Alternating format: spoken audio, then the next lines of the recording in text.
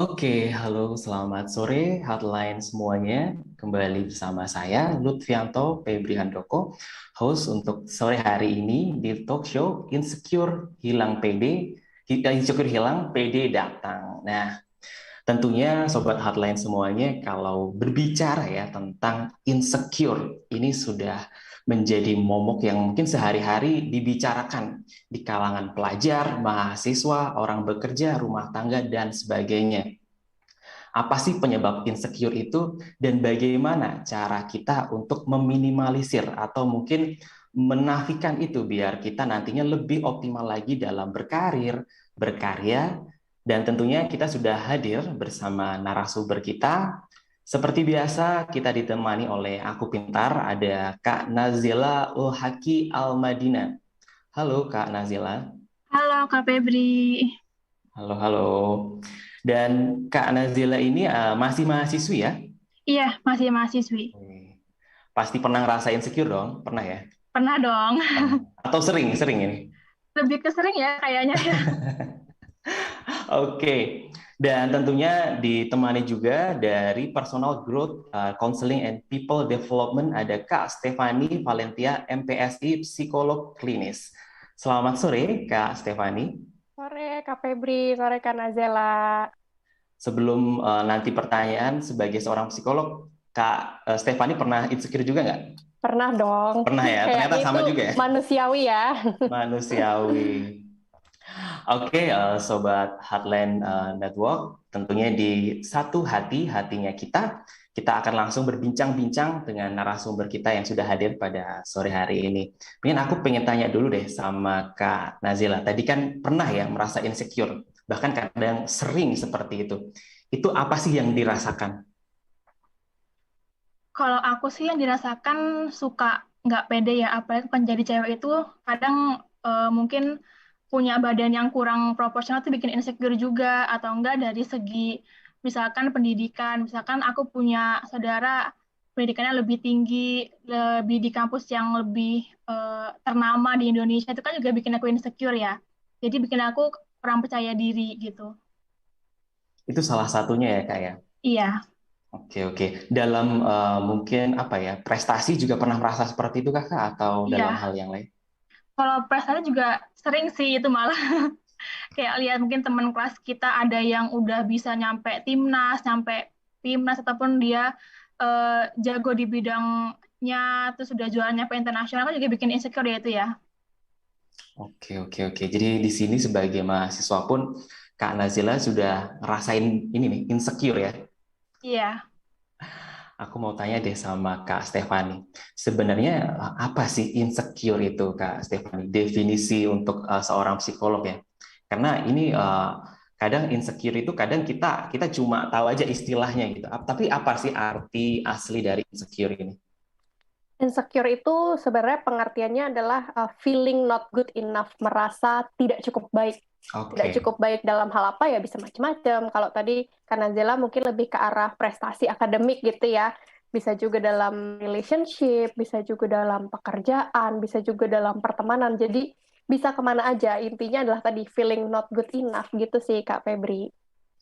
Apa ya Kak ya? Lebih belum merasa puas dengan apa yang kita raih gitu ya. Mungkin bukan kepuas, tapi lebih kepada perasaan, oh saya nggak cukup baik gitu. Jadi bukan puas atau tidaknya, tapi tidak bisa merasa saya orang yang cukup baik gitu. Kalau perihal insecure nih, Kak Stefani, sebenarnya siapa sih yang berpeluang merasa insecure? Bisa siapa aja Kak, Siapa mulai aja ya? dari mulai Termasuk dari psikolog juga. iya dong, termasuk psikolog. Selama masih manusia, siapapun bisa merasakan mau perempuan, laki-laki, bahkan anak-anak yang usianya lebih muda pun juga pernah pasti mengalami insecure. Jadi kalau aku bisa bilang semua orang pasti pernah setidaknya insecure satu kali dalam hidupnya. Orang yang paling pede sekalipun pasti pernah merasakan insecure gitu. Orang paling pede sedunia pun juga pernah merasa insecure. Begitu ya, Kak Mm-mm. Stefani. Dan kalau dari sisi Kak Nazila tadi, dalam hal prestasi mungkin ya, itu berapa lama nih Kak Nazila merasa aku kok ini ya nggak sehebat hebat dia gitu. Itu perasaannya seberapa lama? Atau ya sebenarnya sesaat hilang atau itu dalam jangka waktu yang lama? Kalau dari aku sih, aku agak cerita dikit ya ini ya. Jadi aku Boleh, kan boleh. masuk ke Fakultas Teknik nih di kampus aku. Nah, aku tuh sempat ngerasa insecure banget karena pas aku masuk itu ngerasa teman-teman yang lain tuh udah lebih di depan gitu. Karena kebanyakan di kelas aku itu dari SMK, berarti kan dia udah punya ilmu-ilmu dasarnya nih. Nah, itu tuh aku ngerasa insecure kayaknya mungkin 1 semester masih insecure sih itu. Berarti 6 bulan lebih sih, menurutku tuh lebih lama sih itu.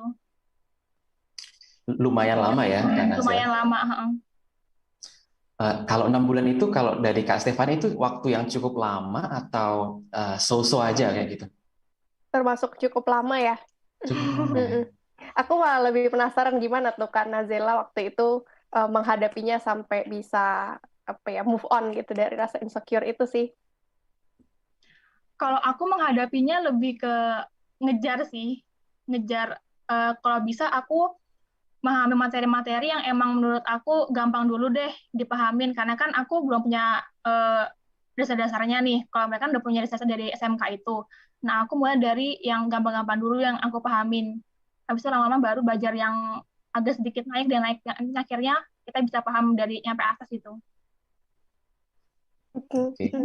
Bagaimana Ini tuh Kak Stefani? menarik banget ya. Flow-nya udah pas Mm-mm. atau belum kayak gitu? Menarik banget di kasusnya Kak Nazela, insecurity-nya ini ternyata malah jadi motivasi gitu. Jadi Oh, sebenarnya merasa insecure itu nggak selalu buruk kok. Justru di satu sisi ketika kita merasa insecure itu kan artinya kita ada evaluasi ya terhadap kinerja diri kita sendiri gitu. Kita mengevaluasi diri, terus kita melihat oh sepertinya ada yang kurang nih. Nah di kasusnya Kak Nazela, insecurity-nya itu menjadi motivasi untuk tadi bisa ngejar teman-temannya mulai dari dengan strategi belajar hal yang gampang dulu, terus baru yang ke tingkat yang lebih sulit, dan akhirnya jadi bisa mengimbangi gitu.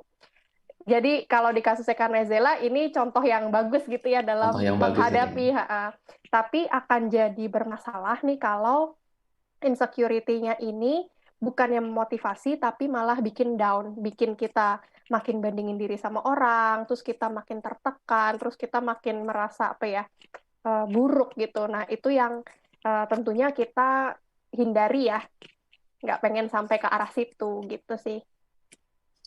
Nah, Kak Stefani, sejalan dengan yang disampaikan tadi, sebenarnya insecure ini bisa diabaikan nggak sih, Kak? Diabaikan gimana nih maksudnya Kak Febri? Mungkin kayak tadi ya, Kak Nazila dia merasa tertinggal karena teman-teman yang lain memang dari SMK. Jadi sudah ada kompetensi-kompetensi khusus keteknikan seperti itu. Kadang kan apa namanya ini nyangkut sama overthinking gitu ya, insecure ini. Mm. Kadang aku kok masih di sini-sini aja gitu. Yang lain mungkin ada yang mungkin udah merit, ada yang sudah di posisi ini. Kadang ada orang yang mencoba mengabaikan itu gitu. Jadi ya udahlah itu kan orang lain gitu. Itu apakah benar atau justru itu malah jadi down tadi yang dibilang sama Kak Stefani? Kalau aku sih lebih suka menggunakan istilah mengelola ya. Jadi kalau kita punya Mengelola. insecurity, kita kelola. Jadi bukan diabaikan. Karena kalau diabaikan itu sebenarnya kita dipendam, kita berusaha memendam, tapi nanti suatu waktu bisa keluar lagi dan keluarnya itu bisa lebih intens, bisa lebih kuat dan efeknya bisa malah lebih parah daripada yang awal. Jadi daripada diabaikan, kita kelola itu. Kelolanya gimana? Wah, bisa panjang nih nanti caranya. Nanti mungkin kita bisa share juga satu-satu dan bisa lebih detailnya gitu ya untuk gimana cara mengelola insecurity ini sendiri. Betul sekali. Dan kalau dari Kak Nazila sendiri, waktu 6 bulan itu selain tadi ya mengejar ketertinggalan itu ada fase-fase yang ini gak sih apa ya susah untuk apa namanya menentukan mau apa dulu gitu atau 6 bulan itu memang sudah didedikasikan untuk mengejar ketertinggalannya. Kalau aku 6 bulan itu masih kayak, kan berarti kan maba tuh berarti ya. Ya Maba. Terus kayak sambil kayak, aduh ini salah jurusan gak sih? Ini aku tahun depan mau nyoba kampus lain apa enggak ya, gitu-gitu sih. Terus ditambah lagi setelah semester 1, semester 2-nya kan ada corona tuh. Makin ini ya, lewat daring kan itunya, apa kuliahnya. Nah itu tuh juga bikin aku tambah sempet tambah down sih waktu itu karena kan jadi susah memahami materi ya. Terus ya dari situ ya aku belajar lebih ini aja sih, lebih lebih keras lagi dari situ. Oke, berarti tidak langsung kepada ini ya. Oke, aku bisa bangkit, aku mengejar ketertinggalan. Ada fase-fase yang memang masih apa ya? Kalau kata anak-anak terpuruk ya zaman sekarang ya, Iya, masih terpuruk gitu.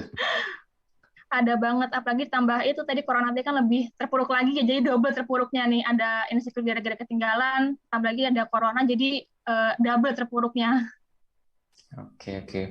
Kalau Kak Stefani nih, aku pengen tahu sebenarnya apa sih dampak dari insecure ini? Bisa macam-macam ya, bisa banyak banget kan.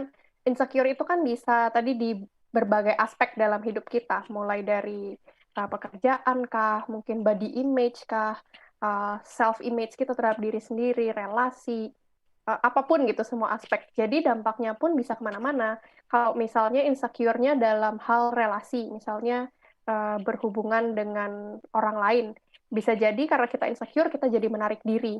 Dampaknya ya kita jadi terisolasi, jadi nggak punya teman, jadi nggak pede dalam bersosialisasi. Kalau dalam relasi romantis, misalnya insecure dalam relasi romantis, jadi nggak percayaan, bisa jadi punya trust issue, kemudian jadi banyak konflik relasi di dalam relasinya itu. Kalau misalnya insecure dalam aspek pekerjaan, misalnya, bisa kemana-mana juga dampaknya. Apakah nanti jatuhnya jadi perfeksionis, berusaha untuk sempurna, ataukah jadi cemas terus-menerus setiap kali harus kerja atau setiap kali harus presentasi misalnya di kampus atau presentasi di kantor, jadi tidak percaya diri. Jadi dampaknya bisa sangat luas. Tapi semuanya itu kalau tidak dikelola dengan baik, tidak diatasi, bisa berdampak pada masalah kesehatan mental, seperti misalnya tingkat kecemasan yang terlalu tinggi dan dalam tingkat yang lebih parah bisa membuat burnout dan depresi ya. Jadi depresi itu perasaan tertekan dan terpuruk yang terus-menerus karena kita merasa tidak bisa menghandle tantangan yang ada gitu. Wah, cukup panjang ya Kak ceritanya kalau perihal dampak ini. Hmm. Dari sisi Kak Nazila sendiri, mungkin yang pernah merasakan insecure dalam hal apapun ya, nggak cuma dalam hal prestasi. Apa dampak yang paling ultimate gitu ya, yang paling mentok, yang dirasa itu apa tuh? Kalau dampak sih, kalau aku paling parah kayaknya tadi sih lebih kayak ke diem tadi yang kayak mengisolasi diri, terus jadi nggak apa ya, nggak produktif. Jadi cuman ya udah bangun tidur, cuman main HP, terus jadi kayak malas ngapa-ngapain, malas kuliah, malas main. Jadi gitu, jadi kayak diem di rumah aja, nggak ada kegiatan gitu. Ini ya, sibuk nggak ngapa-ngapain gitu ya, Sibuk kalau nggak yang lagi ngapa-ngapain, viral. pura-pura sibuk aja, padahal nggak Pura-pura sibuk aja. ngapa-ngapain. Nah, hal-hal yang seperti itu nih, Kak Stefani, itu masih tergolong kepada dampak yang apa ya, low, middle, atau udah high kayak seperti itu? Agak sulit ya sebenarnya untuk kayak dipisah-pisahkan, oh ini dampak rendah, apa dampak yang menengah, apa dampak yang tinggi. Tapi intinya adalah kalau insecurity ini sudah mempengaruhi keberfungsian hidup kita sehari-hari, keberfungsian sehari-hari itu ya makan, tidur, basic self-care, hygiene, mandi, mengurus diri, kemudian juga tanggung jawab kita dan relasi sosial. Jadi kalau insecurity sudah berdampak terhadap hal-hal tersebut, ya artinya ini sudah menjadi sesuatu yang bermasalah.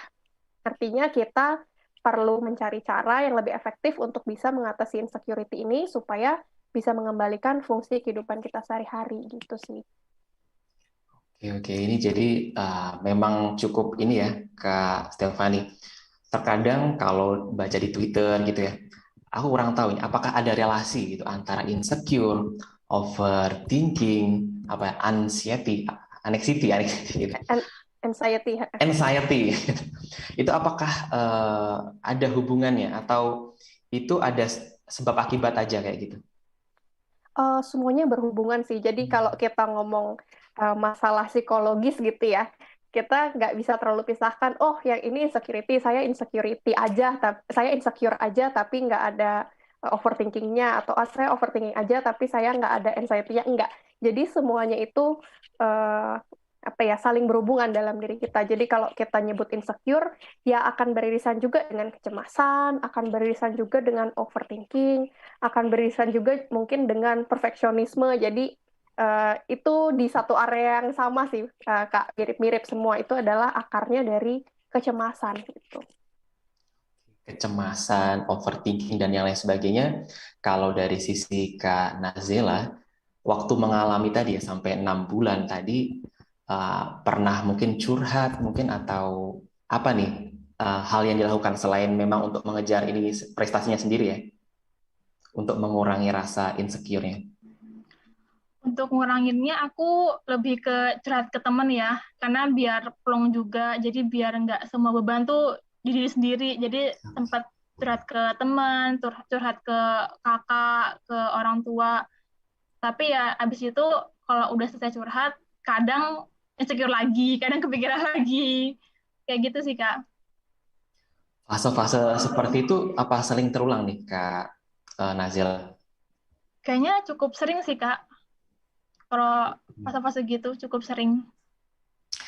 Nah ini Kak Stefani, tadi menarik juga nih dari Kak Nazila, curhat gitu ya. Nah ini ada beberapa fenomena-fenomena juga, aku pernah dengar kalau beberapa orang itu boleh curhat sama temen, tapi kadang apa ya, dari sisi temen kadang nyeritain ke temennya yang lain gitu ya. Kamu jangan ngomong sama siapa-siapa ya gitu ya. Temennya juga ngomong gitu ke temen yang lain. Jadi kan menyebar kemana-mana kayak gitu. Atau malah cerita ke sosial media yang kadang malah jadi efek bullying gitu kepada si orang yang lagi insecure gitu. Lagi insecure kena bullying lagi. Harusnya seperti apa sih Kak? Ya, kalau untuk cerita ke teman, sebenarnya itu salah satu hal yang disarankan juga gitu ya. Misalnya kita ada kekhawatiran tertentu, kita merasa tidak yakin dengan kemampuan diri kita. Salah satu hal yang bisa dilakukan itu memang berbicara dengan orang lain yang bisa memberikan masukan secara objektif. Nah, tapi tentunya untuk memilih cerita ke siapa itu juga perlu bijak gitu ya.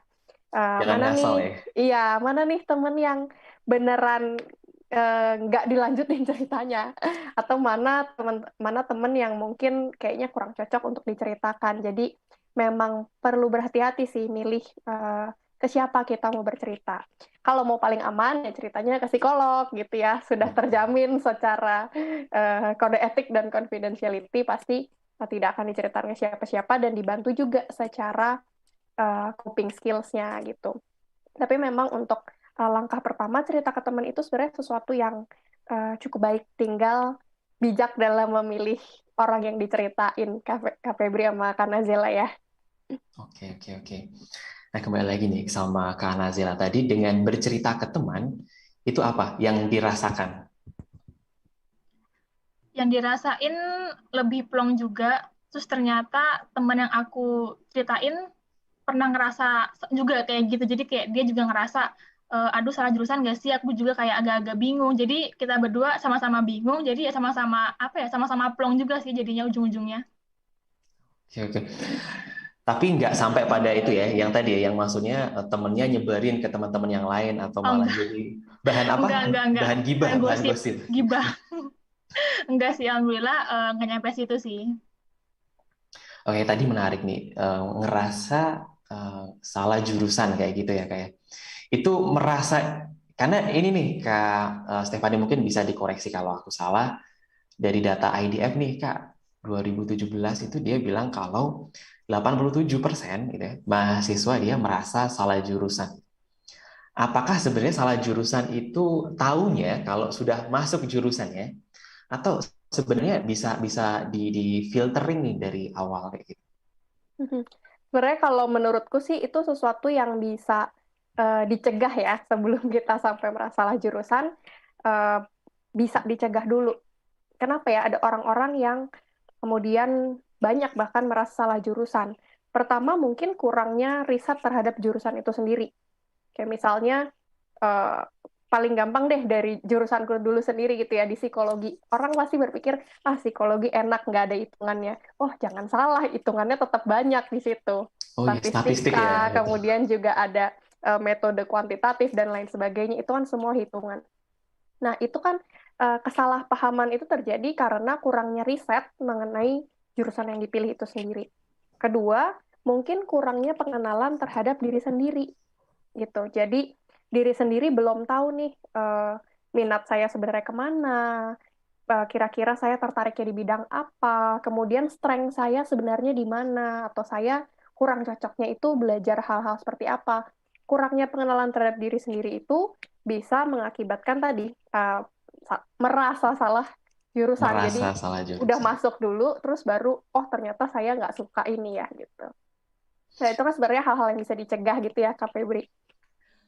Bicara tentang salah jurusan nih Kak, banyak juga di medsos, di komentar, di Twitter, Instagram, bilang kalau rata-rata kalau udah di semester-semester akhir gitu ya, merasakan susahnya ngerjain skripsi, magang, dan kawan-kawan, ngerasa salah jurusan ya gitu.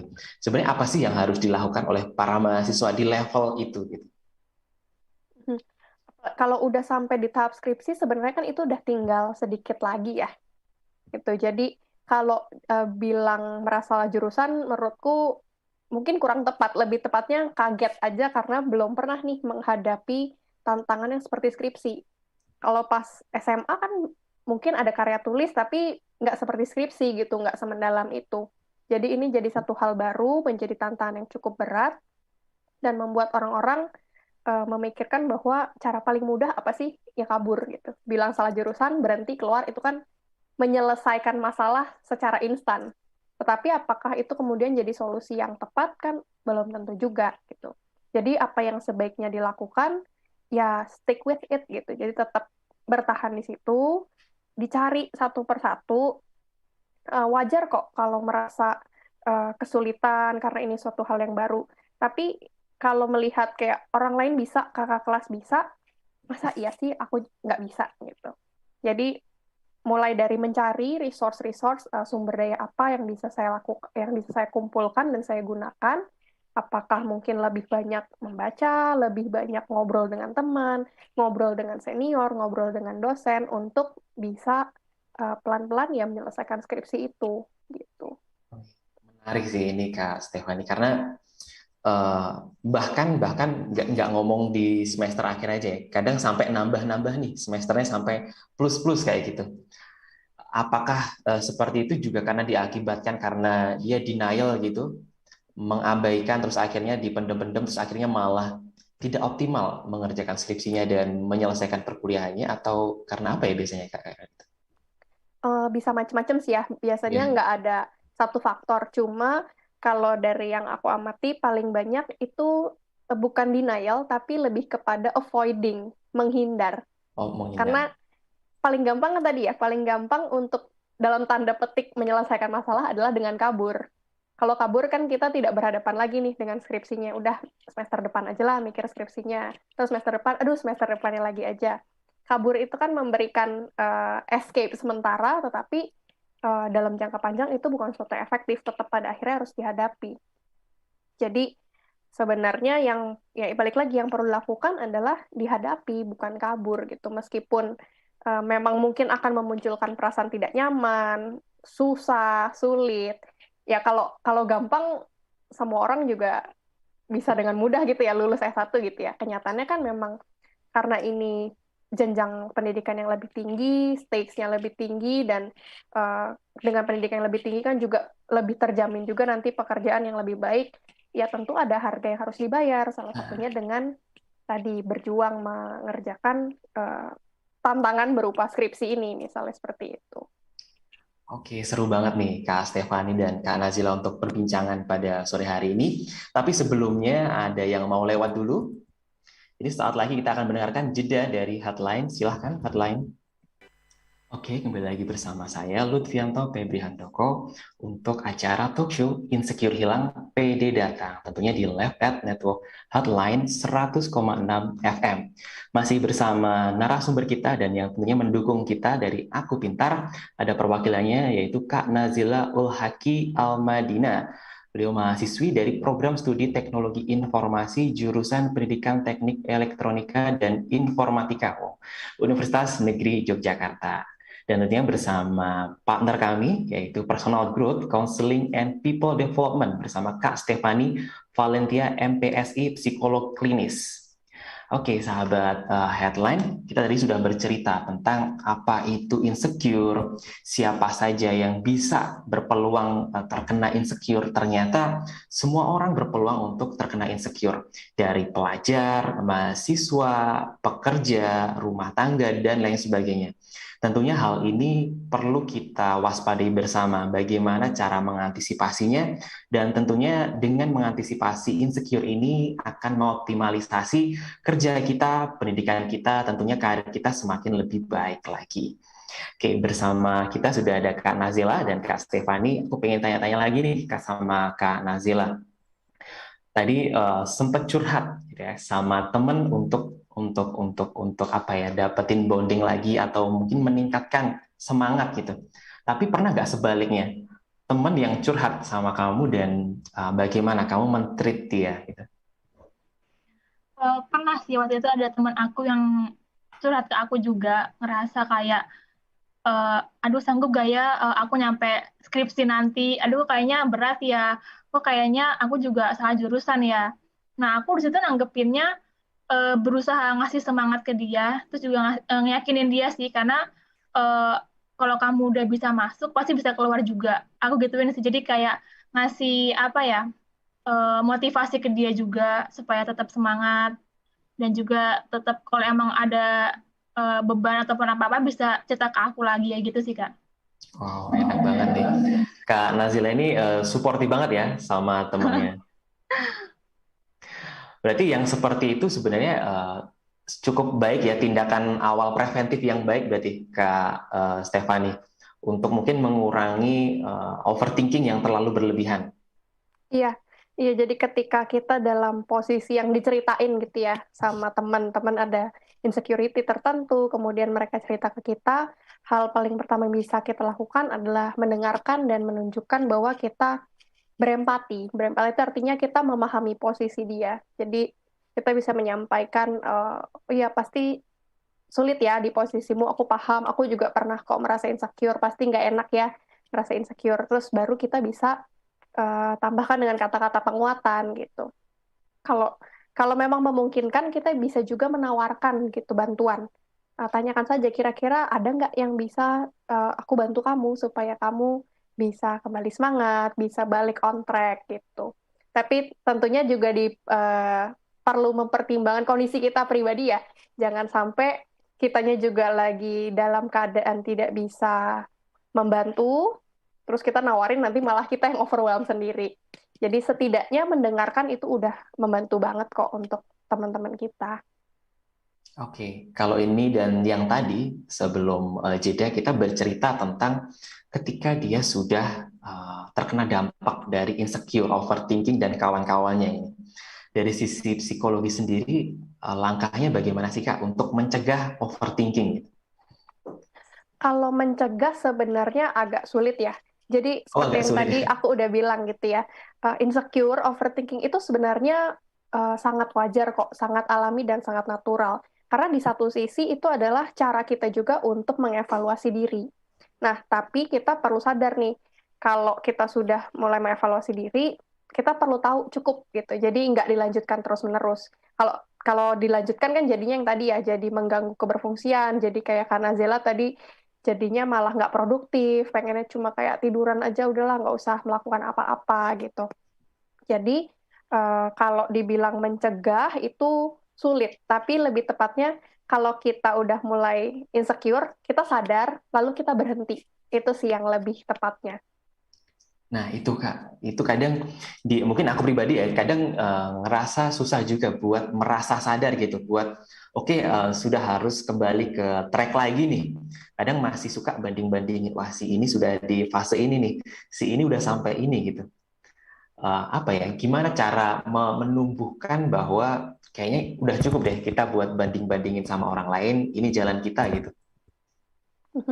Kembali lagi aja, ingat ke tujuan diri kita sendiri maunya apa. Itu misalnya kalau dalam kasus Kanazela ya berarti kan tujuannya adalah pengen bisa menjalani perkuliahan dengan baik gitu ya dan menyelesaikan dengan baik. Terus tanyakan kepada diri kita, ini sekarang aku membanding-bandingkan diri dengan teman, apakah perilakuku membandingkan ini membantuku untuk mencapai tujuanku atau enggak ya? Kalau enggak, kan berarti kita tahu jawabannya, oh berarti ini bukan cara yang efektif. Ada nggak ya cara lain yang lebih efektif yang bisa membantuku mencapai ketujuanku tadi? Gitu. Nah, bisa macam-macam. Apakah mungkin dengan tadi ya ngobrol sama teman, tanya ke orang-orang yang bisa memberikan penilaian secara objektif. Misalnya apakah orang tua kalau kita cukup dekat dengan orang tua atau sahabat atau pacar kalau yang punya pacar gitu ya. Tanya apa sih sebenarnya yang kualitas baik yang ada di dalam diriku. Menurut kamu, aku bisa nggak sih melewati hal ini? Jadi kadang kita kan terlalu sibuk dengan pikiran kita sendiri sampai-sampai kita cuma bisa ingetnya tuh yang jeleknya tentang diri kita. Ya kan, insecure itu kan tadi ya, feeling not good enough. Eh, istilah lainnya tuh critical inner self, kalau aku bisa sebut ya. Insecure itu sama dengan critical inner self. Jadi, di dalam diri kita ada suara yang terus-menerus mengkritik diri. Kalau mengkritik itu kan berarti pasti kontennya yang jelek ya, bukan mengkritik yang bagus gitu. Nah, makanya kita butuh orang lain yang bisa secara objektif memberitahu kualitas apa sih yang juga ada dan baik di dalam diri kita. Itu salah satunya yang bisa dilakukan, Kak Febri. Oke, oke, Kak. Dan kadang itu kadang lucu aja gitu ya, kayak kita menakutkan untuk misal ada event tertentu kita sebagai penanggung jawabnya kayak wah nanti apa ya pasti banyak cobaannya gagal atau mungkin hujan acaranya dan lain sebagainya. Padahal ketika semua sudah berjalan dan selesai itu kayak loh kok bisa ya ternyata kayak gitu. Itu sebenarnya berarti hanya adu argumen di kepala kita aja berarti ya Kak ya. Iya, balik lagi itu kayak tadi ya, critical inner self. Contoh sederhananya deh, misalnya aku bisa memakai contoh diriku sendiri. Misalnya nih, sebelum acara ini nih, kita talk show ini, ada nih part di dalam diriku yang critical inner self itu bilang, aduh nanti ditanya apa aja ya, bisa nggak ya? Kamu yakin nih, kamu qualified nih untuk ngomong sebagai psikolog klinis? Kamu beneran bisa atau enggak? Itu tadi sebelum aku talk show ini. Aku psikolog klinis dengan kompetensiku, aku sudah menyelesaikan pendidikan dan lain sebagainya, tapi tetap ada loh critical inner voice seperti itu. Kemudian saat talk show ini berjalan, ada part di dalam diriku yang bilang, kamu ngomongnya kecepatan nggak sih? Ini orang bisa ngerti nggak penjelasan kamu? Lihat deh itu Kak Febri kayaknya ngangguk-ngangguk, tapi kayaknya dia nggak ngerti kamu ngomong apa gitu. Itu critical inner self juga. Tadi sebelum ada, di saat aku melakukan sesuatu ada, bahkan mungkin nanti setelah aku selesai, akan ada juga nih critical inner voice yang bilang, tadi kamu tuh jawabnya harusnya jangan kayak gini, kalau kayak gitu kurang jelas. Tadi tuh kamu harusnya lebih masuk lagi jelasin hal ini. Bisa lihat nggak, Kak, bahwa Ya, ya, ya. sebelum, saat kita melakukan sesuatu, dan setelah melakukan sesuatu, si insecurity ini, si critical inner voice ini akan selalu ada. Jadi, kalau dia akan selalu ada, apakah kemudian kita jadi mau berhenti atau tidak melakukan suatu hal? Toh kita mau melakukan dengan baik, kita melakukan kurang baik, kita tidak melakukan, tetap bakal dikritik sama si critical inner voice ini. Sama Jadi, aja gitu ya, tetap kalau dikritik. aku akan lebih milih, aku lakukan hal yang penting buatku dan yang menjadi tujuanku. Toh, critical inner voice-ku tetap akan mengkritik. Tapi kalau aku tidak melakukan apa yang menjadi tujuan dan apa yang penting buatku, pasti aku akan jauh lebih kecewa dan suara-suara tadi itu akan jauh lebih keras lagi. Gitu sih kalau menurutku ya.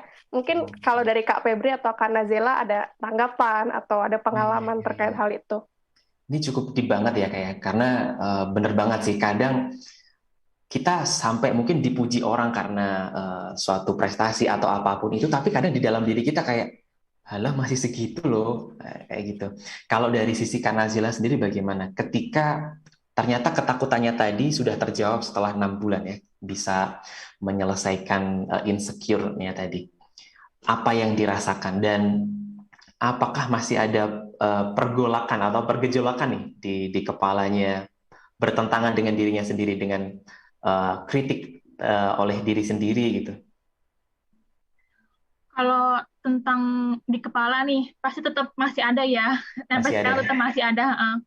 Cuman yang dirasain sekarang lebih ke mikirnya, oh ternyata aku bisa ya sampai semester 5 ini, udah masuk semester 5, udah semester 5, kemudian udah magang, kemudian ikut organisasi. Itu kan juga kayak sebuah prestasi ya mungkin ya bagi aku sih.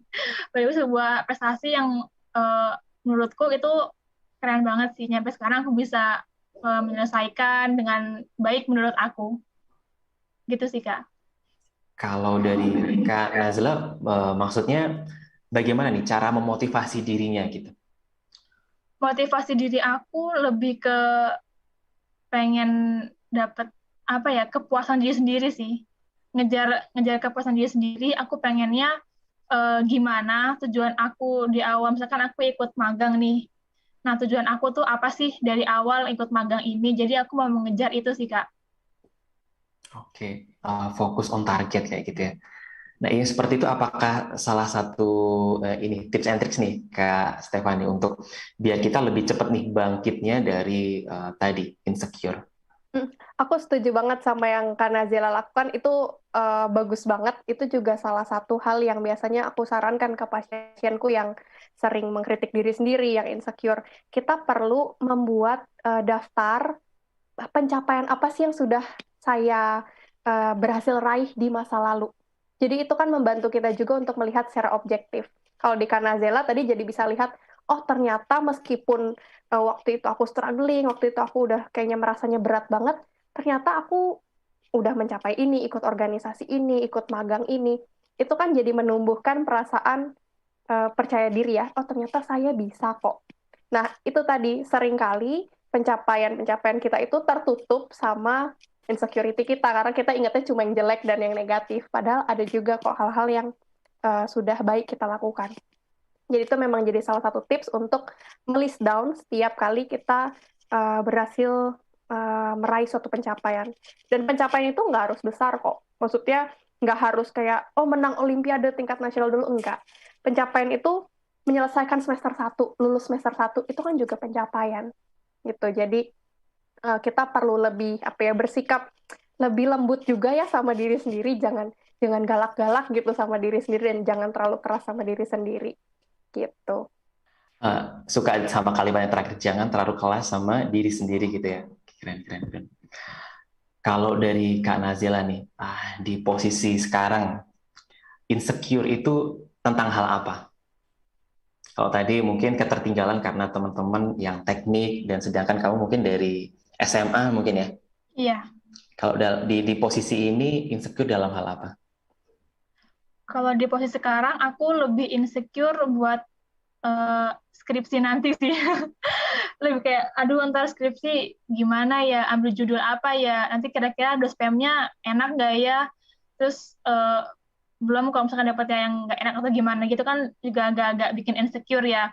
Ntar lulusnya tepat waktu nggak ya, ntar kumlot nggak ya, gitu-gitu sih Kak sekarang insecure-nya. Oke, dan tadi juga dijelaskan Kak Nazila ini juga ada magang, sekarang lagi magang ya? Iya, lagi magang. Sedang magang, lalu juga ada organisasi seperti itu. Tentunya tadi awal mula sebelum kita mulai ini kan kelihatan ini mulai rada dagdikdu kayak gitu.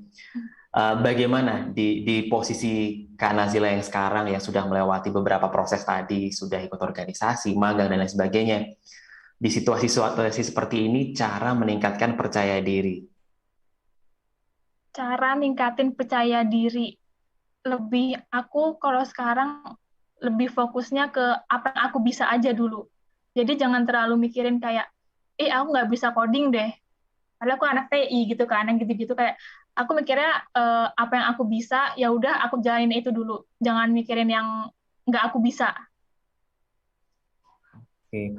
Fokus pada apa yang kita bisa gitu ya. Oke. Itu tuh keren banget sih Kak Stefani. Nah, untuk anak-anak yang zaman sekarang ya, kadang aku pengen masuk jurusan mungkin mesin, teknik mesin kayak gitu ya. Tapi mungkin secara minatnya sudah oke, secara bakatnya berhitungnya dia oke dan lain sebagainya dia sudah oke, tapi dia masih insecure. Nanti kalau di sana aku bisa nggak ya kayak gitu. Nah, anak-anak kadang kan fokus kepada hal yang belum ada memang di dirinya. Itu gimana sih cara untuk menguatkan kita biar lebih pede lagi gitu. Kalau memang kita yakin sama pilihan kita itu, terus kompetensi kita juga di situ, ya udah jalanin dulu aja gitu. Mm-mm. Itu aku setuju banget dengan kalimat terakhir Kak Febri. Ya udah, jalanin dulu aja. gitu, karena nggak ada cara lain gitu. Mau gimana? Mau kita merancang planning, aduh nanti kalau masuk aku akan lakukan A, B, C, nanti aku akan siapin A, B, C. Tapi kalau kita planning-planning doang, nggak dijalanin, terus buat apa gitu kan? Jadi memang satu-satunya cara untuk kita bisa yakin dan semakin apa ya, semakin benar-benar tahu kita benar minat atau enggak di sini, jadi jalanin. Nah, yang perlu kita ingat adalah mau masuk jurusan manapun, pekerjaan apapun, mau yang paling kita minati sekalipun, itu pasti akan ada kesulitan dan tantangannya. Nggak akan ada satupun pekerjaan ataupun jurusan kuliah yang bebas dari tantangan. Itu kalau itu Pasti ada tantangannya ya, kan. kalau itu kecuali kita ngulang TK gitu ya. Di usia sekarang kita ngulang TK itu mungkin nggak ada tantangannya gitu ya. Tapi ya namanya suatu hal baru pasti akan selalu ada tantangan. Jadi untuk kita bisa semakin pede dan yakin dengan diri kita sendiri, ya kalau ada tantangan, dihadapi. Tantangan itu kita lihat sebagai sesuatu yang memotivasi kita untuk belajar hal baru, bukan dilihat sebagai oh mentok nih artinya kalau ada tantangan artinya aku mundur. Enggak seperti itu. Itu jadi ya satu-satu cara ya dihadapi dan tadi tentunya juga dengan strategi-strategi tertentu ya. Kalau misalkan Nazila mau skripsi ya tadi strategi-strateginya apakah lebih banyak ngobrol dengan senior yang sudah pernah menyelesaikan skripsi atau ngobrol dengan dosen atau baca-baca buku lagi, cari-cari di YouTube itu kan termasuk strategi dalam praktikal ininya menjalaninya secara praktisnya begitu. Oke. Dan tadi juga sejalan dengan yang aku tanya ini dari sisi Kak Nazila kan tadi cara membangkitkan, memotivasi percaya dirinya seperti tadi ya Kak.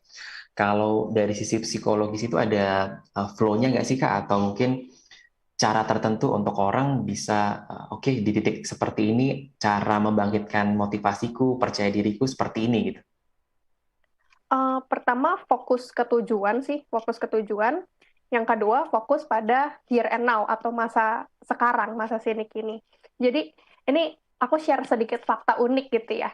Boleh, Bahwa boleh. sebenarnya otak kita itu nggak bisa ngebedain hal yang sudah terjadi di masa lalu, hal yang terjadi saat ini, ataupun hal yang belum terjadi di masa depan.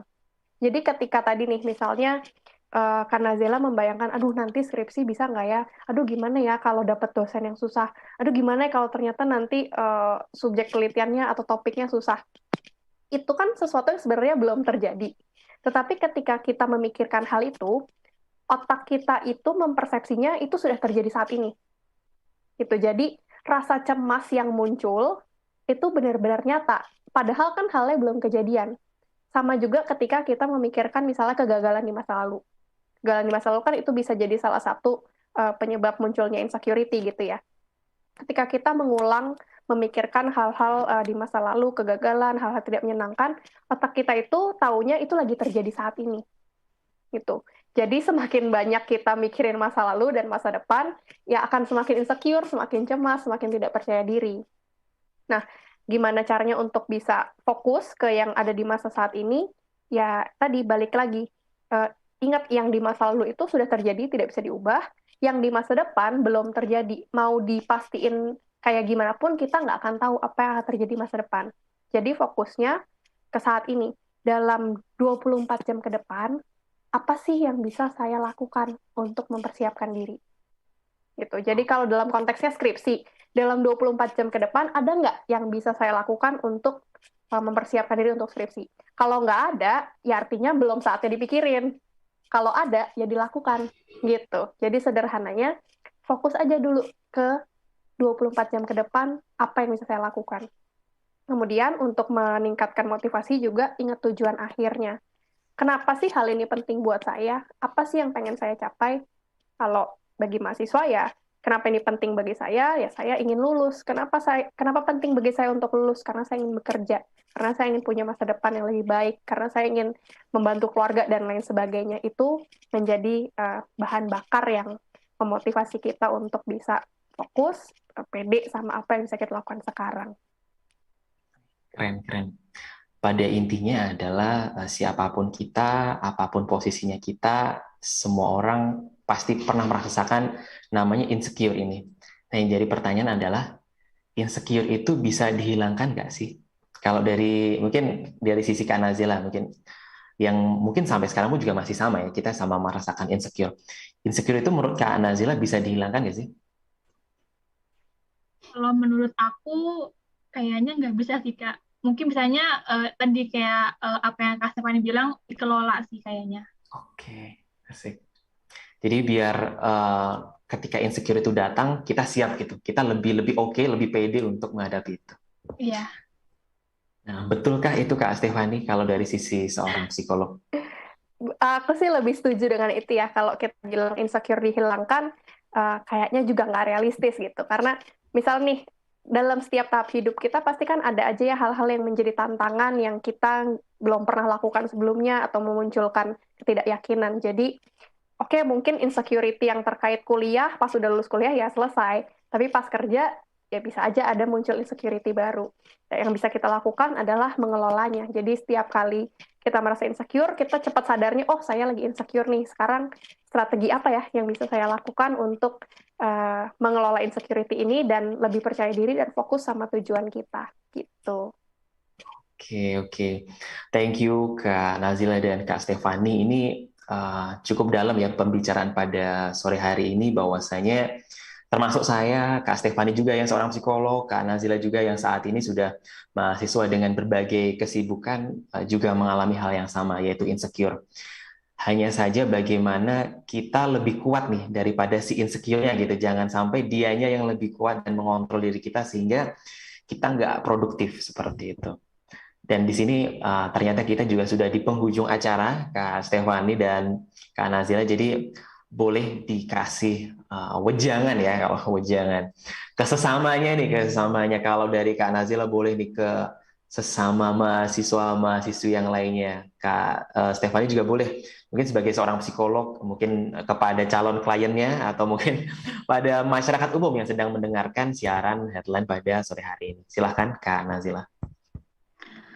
Kalau dari aku wejangannya mungkin kita bisa lebih fokus ke apa yang kita bisa, apa yang kita punya aja. Jangan terlalu mikirin kekurangan kita. Itu sih Kak dari aku.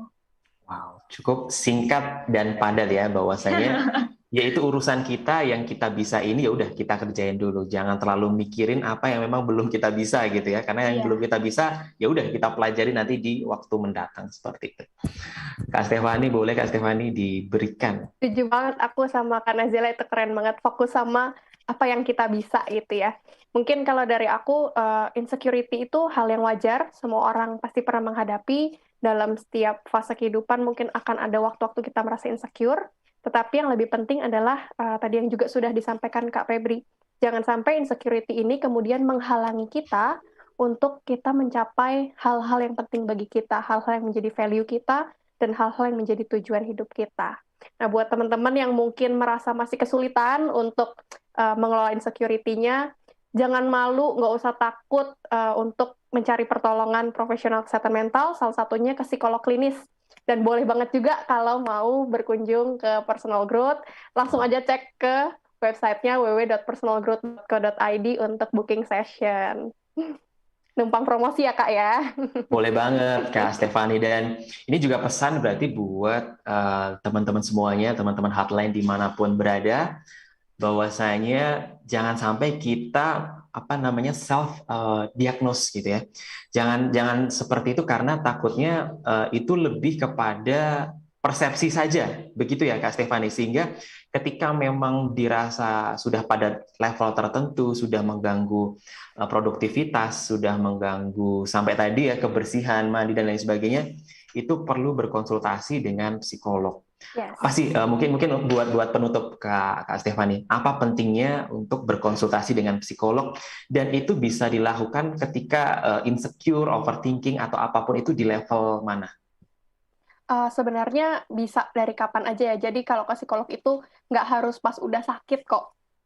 Dalam tanda petik sakit gitu ya. Kalau sekedar mau cek kondisi kesehatan mental kita seperti apa, atau mau pengembangan diri, atau mau tes minat bakat, misalnya lagi nyari-nyari mau jurusan apa, itu bisa gitu. Tapi kalau misalnya tadi masalah insecurity atau overthinking, ada beberapa hal yang bisa menjadi indikator kapan kita membutuhkan pertolongan profesional.